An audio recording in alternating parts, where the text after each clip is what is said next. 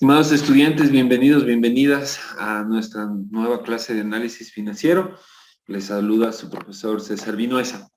Bueno, en esta ocasión vamos a ver como tema principal las cuentas del activo, pasivo, patrimonio, ingresos y gastos, que son realmente las cuentas que intervienen en los estados financieros de una institución. ¿Cuál es el objetivo? Vamos a identificar las cuentas reales y nominales para la preparación de los estados básicos y complementarios.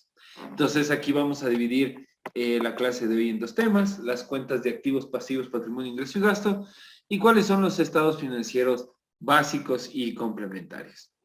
Bueno, vamos primero al tema de las cuentas. Tenemos que se dividen en dos, ¿no? Las cuentas reales, que son activos, pasivos y patrimonios, que los vamos a detallar a continuación, y las cuentas nominales, que son ingresos, costos y gastos. Vamos con las cuentas reales. Bueno, acá tenemos la división. En las cuentas reales tenemos que son los activos, que son aquellos que son controlados por la empresa, provienen de hechos pasados y los cuales esperan obtener beneficios futuros. Hablemos, ya vamos a ver adelante los principales activos, pero contribuyen directa o indirectamente a los flujos de caja. Claro, directamente, ¿cómo intervienen? Supongamos cuando hay una salida de dinero por la compra de un activo, está ahí. Y también cuando, por ejemplo, generamos algún tipo de rentabilidad sobre un activo, también tiene un flujo o tiene contribuye directamente al tema del flujo de caja. Como pasivos tenemos, en general, se podría decir, concepto de los pasivos, que son las obligaciones que tiene el negocio, ¿no? Los compromisos que tiene, ya sea con instituciones financieras, proveedores, el Estado, los trabajadores, etc. Entonces, como ven el concepto, dice obligaciones presentes que representan un compromiso y provienen de un acontecimiento pasado. Seguramente, supongamos un ejemplo muy práctico, endeudé o pedí un préstamo para comprar un vehículo, una maquinaria o una oficina, etcétera, y obviamente a futuro me va a tocar seguir pagando esa deuda. Entonces, acontecimientos pasados y a su vencimiento ocasionan salida de recursos económicos. En el mismo ejemplo del préstamo, ustedes sabrán que para poder pagar el préstamo tiene que salir un dinero para poder cancelar. Y el patrimonio, bueno, se podría decir que el concepto muy fácil que viene de la ecuación contable es la diferencia entre el activo y el pasivo, es la parte residual, pero sabemos que dentro del patrimonio hay cuentas importantes como el tema del el aporte del capital de los dueños. Ya los vamos a ver a continuación, cuáles son, como decir, las cuentas más representativas, porque, bueno, como sabemos, dependiendo de la industria, las cuentas de los activos pasivos y patrimonio, bueno, más de los activos y pasivos pueden cambiar. Entonces vamos con los activos, tenemos la clasificación corrientes y no corrientes. Recordemos que los corrientes tienen que ver mucho con la liquidez a corto plazo. Entre esos está caja, bancos, las inversiones a corto plazo, las inventarios, mercadería, cuentas y documentos por cobrar a corto plazo y los anticipos que hemos dado más que todo. Y como los corrientes también se les conoce como activos fijos, tenemos todo el tema de los terrenos, edificios, muebles, equipos de cómputo, vehículos, inversiones, maquinaria, equipos, etc. Entonces, es la diferencia, como sabemos, tiene que ver mucho con el tema de la liquidez. También tenemos los pasivos también se clasifican en los corrientes y no corrientes. En corrientes podemos hablar que tienen que ver más que todo con la deuda a corto plazo. Tenemos los proveedores, por lo general los proveedores pueden darnos a plazo hasta 30, 60, 90 días, es lo más común. También tenemos las cuentas y documentos por pagar a corto plazo, los anticipos que nos han dado los clientes, los impuestos con el fisco, por ejemplo, todo el tema del impuesto del IVA y del impuesto a la renta se tiene que cancelar a corto plazo, el IVA cada mes, etcétera. Y también tenemos por lo general los préstamos que se dividen en su parte a corto plazo y a largo plazo. Y los no corrientes, que ya hablamos también, que son deudas y obligaciones a largo plazo, tenemos las hipotecas, que por lo general son a 5, 10, 15 años, préstamos a la parte de largo plazo pasado el año, y igual las cuentas y documentos por cobrar a largo plazo. Ya como parte del patrimonio, como vimos, el concepto es la diferencia entre el activo y el pasivo, pero también vemos que hay cuentas relevantes como el capital social, que es el aporte de los accionistas, de los socios, Tenemos las reservas legales, facultativas y estatutarias. Las legales básicamente son las que por ley aquí en el Ecuador tenemos que conformar. Prácticamente no pueden llegar al 20% a la quinta parte del capital social y tiene que ser reservas que provengan de la utilidad neta, o sea, ya después de participación y el impuesto a la renta, que no lleguen hasta el 20% del capital social. Si pasa de ese monto, ya no serían reservas legales. Las facultativas que puedes tomarlas el directorio por un tema puntual y por un tiempo determinado, y las estatutarias que están dentro del estatuto, que son básicamente para, de alguna manera, en caso de algún contingente o situación futura negativa, podamos utilizar estas reservas en pro de la empresa. Luego tenemos, bueno, serían las utilidades o pérdidas acumuladas y también las utilidades y pérdidas del ejercicio como tal. Bueno, acá tenemos los estados financieros empresariales, tenemos el estado de situación financiera en donde tenemos el activo, el pasivo y el patrimonio. Recordemos la ecuación contable, que el activo es igual al pasivo y el patrimonio. Y aquí tenemos algunos conceptos. Las cuentas del estado de situación, tanto el activo como el pasivo, se ordenan en el grado de las liquidez. Por eso les había mencionado que en las cuentas anteriores, perdón, hablábamos de corrientes y no corrientes, los cuales se reflejan de esta manera. Siempre los más líquidos van al inicio. En el caso del activo se refiere al tiempo en que se pueden convertirse en efectivo. Como ustedes sabrán, no hay nada más líquido que el efectivo que hay en caja o el efectivo que tenemos en caja, que es rápido hacerlo. Transformarlo en dinero líquido, llamémoslo así.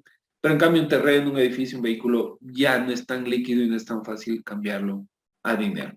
Mientras que en el caso de los pasivos significa que en qué tiempo se pagan las obligaciones, mientras más rápido llegue la fecha de pago, más líquida será la cuenta. Lo que mencionábamos, a veces las tarjetas de crédito, los sobregiros son inmediatos, o sea, tenemos que pagar a 30, 15, 30 días. Entonces son los más corrientes, pero que más debemos pagar a corto plazo. Vamos con las cuentas nominales. Tenemos acá las cuentas de ingresos, que son los recursos financieros que recibe la empresa producto de su operación y otras actividades derivadas de la misma. Entonces, bueno, acá obviamente hablemos de empresas con fines de lucro. Las empresas se forman para generar ingresos, ya sea por venta de productos o servicios. Entonces, supongamos una empresa hablemos claro, ¿no? La telefonía, seguramente sus ingresos vienen de la venta de los planes, incluso la venta de los celulares. Entonces, esos ya son los ingresos. El caso de las ventas deben disminuirse por las modificaciones o descuentos en ventas para mostrar el saldo neto. Y definitivamente si damos un descuento también tienen que estar registrados en el tema de los estados financieros, en el tema del estado de pérdidas y ganancias. Los tenemos acá en los ingresos. Los egresos tenemos divididos en dos, los costos y gastos. En costos estamos hablando que son las erogaciones que se realizan en el proceso productivo de la empresa. O sea, realmente está muy relacionado con el negocio. Y el gasto son las erogaciones o gastos o salidas de dinero por conceptos de gastos administrativos, de ventas y gastos financieros, etcétera. Que se podría decir que no esté tan ligado con el proceso productivo. A la final todos los gastos tienen que ver con la producción de la empresa, si no, no gastara. Pero bueno, hay esta diferenciación. Se puede decir que esté muy, muy ligado y los otros no tan ligados al proceso productivo. Y bueno, tenemos acá, como habíamos dicho, en ingresos tenemos las ventas que vienen del giro del negocio. Tenemos otros ingresos que por lo general suelen ser ingresos que no son del giro del negocio, como cuáles. Voy a poner un par de ejemplos. Se me ocurren los ingresos financieros. Supongamos tengo un exceso de liquidez, lo pongo una inversión a corto plazo y me genera un ingreso. Entonces, eso es un ingreso de la empresa, pero no fue del proceso productivo de la empresa como tal. O supongamos que tengo una oficina desocupada y para que no esté ahí botada la oficina, la arriendo. Entonces, ese arriendo me genera un ingreso, pero no es del proceso productivo de la empresa. Tomemos como ejemplo Claro. Claro se dedica a vender planes planes celulares, planes y celulares, pero no se dedica a arriendos, entonces por eso es otro tipo de ingreso. En los egresos, como mencionamos en la lámina anterior, tenemos los costos y gastos, y en las ganancias, se podría decir la utilidad o pérdida del ejercicio, que básicamente viene de la fórmula de ingresos menos gastos. Y el tema de los egresos, tenemos los costos, y ya un poco yendo más detalle, tenemos la materia prima. En el caso, pongamos un ejemplo, una empresa que se dedique a fabricar sillas. Hablamos de la materia prima, sería la madera. La mano de obra tendría que ver con las personas que trabajan en la construcción de las sillas. Y los gastos de fábrica, que tiene que ver con el tema de la fabricación de sillas. Y los gastos, si tomamos el mismo ejemplo, hablaríamos de los administrativos. Bueno, la contabilidad es uno de estos gastos. Se considera gastos porque no está como que muy estrechamente ligado con el proceso de fabricación de sillas. Y los gastos financieros, supongamos que tomamos un préstamo para comprar la maquinaria. Por eso la maquinaria es para construir las sillas, pero bueno, en fin, no importa. Pero ese gasto financiero, ese es un gasto financiero, no está relacionado con un costo. Luego acá tenemos este cuadrito, un poco para que lo puedan analizar de manera detenida. Tenemos aquí tres sectores: el industrial, el comercial y servicios. Y ejemplos, ¿no? Fabricación de muebles, algo que estaba hablando. El supermercado, hablemos de Supermaxi, y un banco, Banco Pichincha, por ejemplo. Entonces tenemos los costos y gastos. Materia prima, ya para la fabricación de muebles sería las planchas de madera, como les había mencionado. La mano de obra, salario de los obreros, los que construyen las sillas. Y gastos de fabricación, mantenimiento y gasto de las máquinas, servicio de luz, agua, insumos, pegamentos, clavos, pero claro, de luz de la fábrica, porque si ya fuera de un edificio, ya viene a ser un gasto. Un edificio en donde esté la parte administrativa, por ejemplo. Entonces, también tenemos que en el sector comercial, en un supermercado, tenemos que los costos que están relacionados vendrían a ser las compras de alimentación, los artículos de limpieza, ropa a la venta, sueldo de los cajeros y de los perchadores. También el servicio de luz, agua, mantenimiento de los equipos y de las instalaciones del supermercado. Y en banco, material impreso para la banca, por ejemplo, para imprimir todos estos documentos que se suelen firmar, los sueldos de los cajeros y de las personas que trabajan en sí en las agencias, el hardware y el software bancario, servicios de luz, agua y teléfono de las instalaciones de las agencias, por ejemplo. Y ya como gastos, ¿qué tendríamos? En gastos administrativos tendremos el sueldo de gerente, el contador, los suministros de oficina, arriendos de oficina, las limpiezas de las oficinas, la telefonía, el tema de gastos de venta tiene que ver con la publicidad y las comisiones de los vendedores, y financiero, intereses por deudas.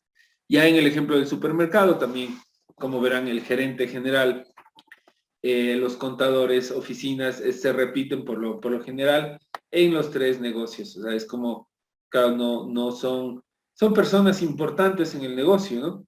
Y sin estas personas, puede ser que el negocio se vea afectado. Sin embargo, no está, como decir, estrechamente relacionado para que sea considerado un costo. Y entonces, eso es como decir algunos ejemplos en los distintos sectores que tenemos acá como de las empresas. Luego ya tenemos el estado de resultados. Se podría decir que este es un esquema general. Nuevamente les menciono, ya dependiendo de cada industria y la necesidad, el estado de resultados puede variar. Pero bueno, tenemos ventas menos costos de producción y ventas, nos sale la utilidad bruta, de ahí le restamos los gastos administrativos de ventas y financieros, o sea, los que no tienen que ver tanto con la producción o el giro del negocio. De aquí tenemos la utilidad antes de impuesto, y de ahí sacamos el 15% de la utilidad de trabajadores y el 25% del impuesto a la renta, y tendremos la utilidad o pérdida del ejercicio. Entonces acá tenemos ingresos, gastos y la utilidad. Y aquí tenemos un concepto que el estado de resultados debe mostrar la información relacionada con las operaciones de una entidad lucrativa en un periodo contable, que por lo general aquí en el Ecuador es desde el 1 de enero al 31 de diciembre. Y también mediante un adecuado enfrentamiento de los ingresos con los costos y gastos, como vemos acá, y así determinar la utilidad o pérdida del ejercicio. Entonces son los estados financieros, llamémoslo así, básicos, los que vamos a ver, haremos los ejercicios y bueno, en la siguiente clase seguiremos con los temas de programados. Hasta aquí la clase de hoy.